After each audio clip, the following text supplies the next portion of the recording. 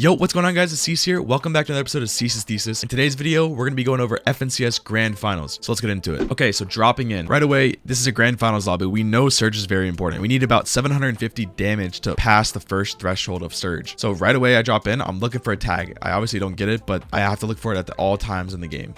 We got dead center zone. We got dead center zone. You hear me say we got dead center zone, and obviously everyone knows how to check the map and know when the timing is, but I want to tell you guys why that's so important. I've talked about it in the past, but having a game plan and a what if scenario for as much scenarios as you can in Fortnite is the most important thing. So here we have the what if we get zone. We already have it planned out in our heads, but to break it down, we're going to get zone here, which means we're going to be trading all of our heals in the POI, building a base up top of main building, which is the highest elevation. So you can do this in any spot. You can build in the highest elevation and you should trade all of your heals in the POI. Don't stress a bit.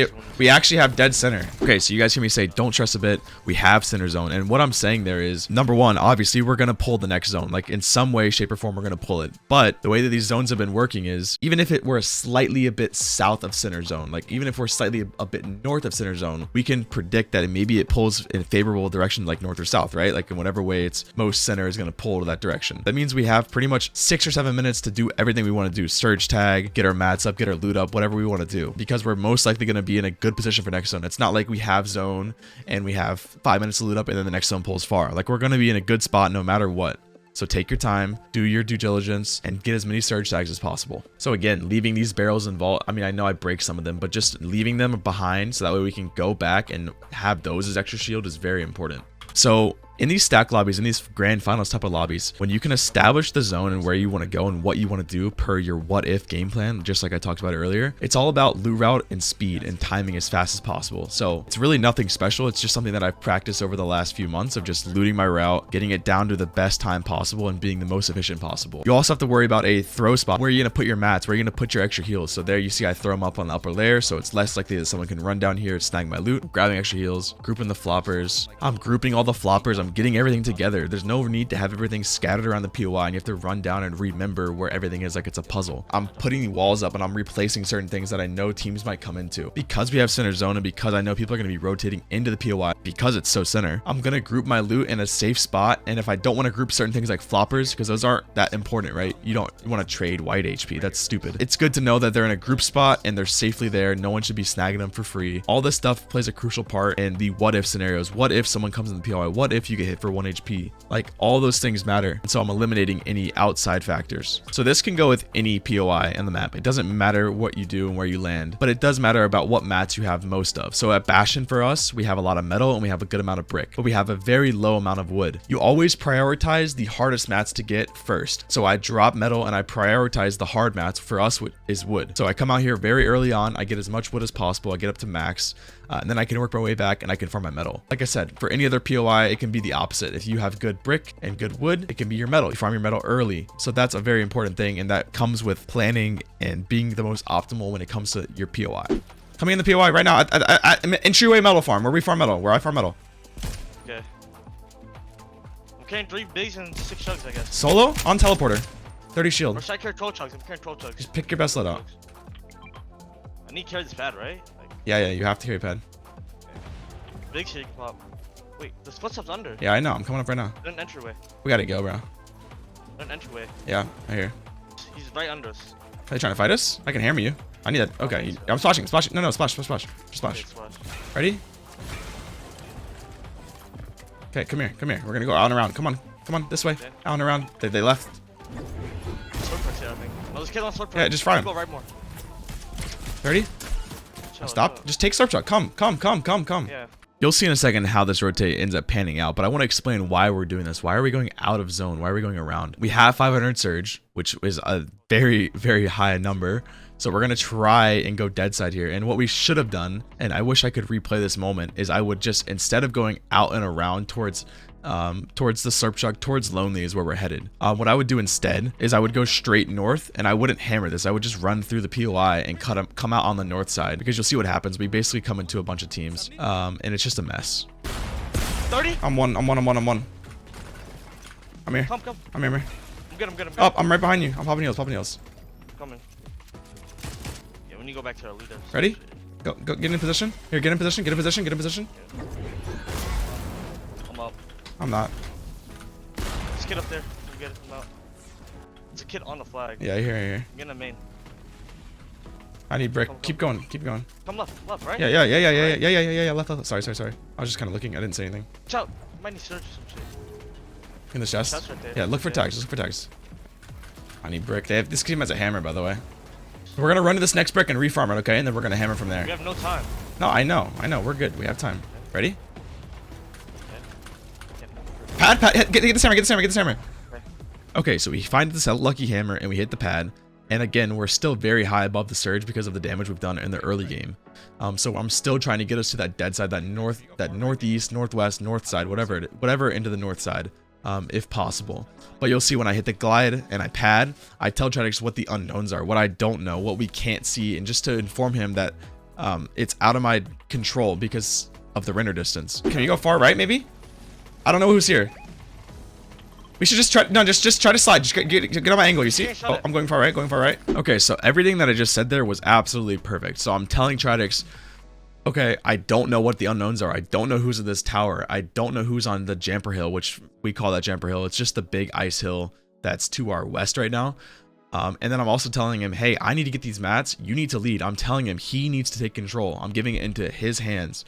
And when you can do that, it's way easier for your teammate to actually lead you and take you into the position that you want. Tradix is a very smart player, so whenever I put him in lead and I make sure he knows he's the one leading here, it just makes the overall situation come out a lot better. It's his decision making, and he knows that he needs to make the right decision and that he needs to basically be the leader and tarp in and build in and whatever. So it's okay to pass your leader IG or your IGL role off to your teammate, but you need to do it in the right way. So we made it to the north side position where it's exactly where we wanted to be. Although it looked a little rough, I think it turned out to be the best thing for us in this game. We saved so many more mats and so much more shield. Of course, way less risk going through a dead side of zone than it would be to go through the stack side of zone, because we would have came out where we're looking straight south. We would have came out into that entire mess. That's why this position worked out so well for us. No one's behind us, right? Nobody? No way. All right, so here I say no one's behind us. There's no way, right? But there's definitely a way in these grand finals lobbies. If you watch any of EU or any of NA and you go look at the map, there is always a team in Storm. Doesn't matter if it's a 5-tick, a 2-tick, a 1-tick. It does not matter. There is almost always a team in Storm. Use hammer above them, right? Go back one. Make sure we're back a box so they can't top us. Okay, I'm going to left of them. Like, go right here. Yeah. Ready? Hammer? Yeah, I'm hammering you. Okay. Put it in metal. Right here. I'm chilling right here. Okay. I'm in zone. Come on. I'm coming up though, yeah. We have height. Yeah, I'm coming up. I'm coning when everyone leaves. Yep. Let me look. I'm 350 each. We win this game. Double hammer? Are you kidding me? We want to try to get a brick here. I'm not gonna lie, bro. We're gonna hammer, slide. Look, we can hammer, slide, and get brick reform maybe. I think we use wood on this, like heavy. Look, let me see. On my mark is leave reform, no? It is, yeah, but there's a team going for it. Right? They just got cracked. They just got fried. The team's going on the right. Here, look. Yeah, that team has no hammer. Everyone's getting fried on the ice lake, bro. Look. This team just died. Solo hammer? Yeah. Solo hammer. Go to the right. Go to the right of the box. Right here. 3, 2, 1, go. Where are we going? Yeah, just deep above these kids. Okay, so you guys have just seen me plan this whole rotate out, right? I already looked ahead. I said, okay, this is what we're gonna do. We're gonna hammer, slide on the ice, get to this position, boom. That's very important to do, number one. But number two, before we hammer, we decide how we're gonna do it. Is he gonna boost me? Am I gonna boost him? Are we both double hammering? Whatever it is, and we decide to go with a double hammer because of a couple things. One, it's a far distance to cross, and you can't just hammer box without getting sprayed. Two, in these laggy lobbies, I found out just by playing like a couple games before this, if you have double hammer, you have got to use double hammer because it's so laggy that your player does not get to the right position. Even if you singular hammer, you still don't get to the right position that you would normally get in a less laggy lobby. So here you hear me say, go to the far right so we don't hit each other, and let's both hammer to the position that we want to go to, which was planned to be the blue marker, the refarm, just in that general area. We didn't have to get to exactly there, but it's smart to get into that area. We're drop downable, by the way. We're very drop downable. Okay, so you hear me say we're drop downable. I don't know why that was my choice of word for the situation. I could have said we can easily get hammered out. We're blah, blah, blah, blah. But what I'm saying there is that someone could easily do the drop down strategy on us. They could be below us, which we see they're there. And I know that they're on a good layer because I could see, but when I was gliding in, that they had a full box.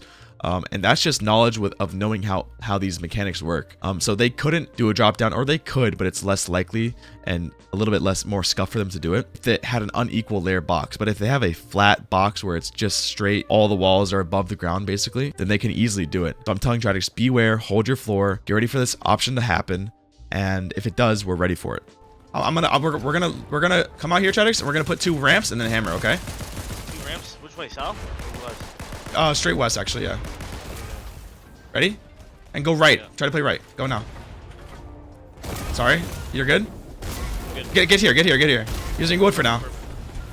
Sorry, you good? Nice. Yeah. That's why we pre-plan a rotate, and that's why we try to predict what we can before we do it. So that rotate was absolutely perfect. We get to the right position. We're here. We use 3 charges, but we're in a good spot.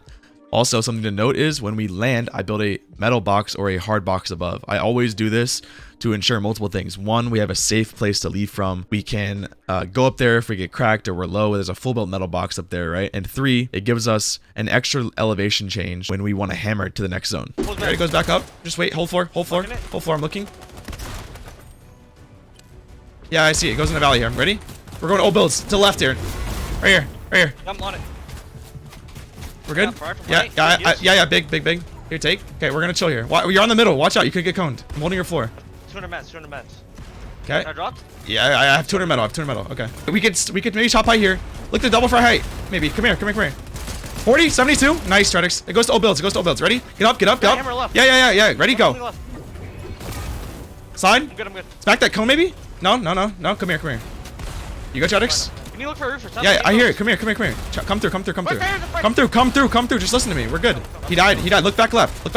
Right here. Lou. Got. Pistol. Got it. I'm double siphon. Break through with me. Okay. Okay, break through. Okay, break through. This kid's gonna. Come here, Tradix. Come here. No, come here. It goes that way. Look back here for a second. Okay, here. AV50. Yeah. No one knows our wall.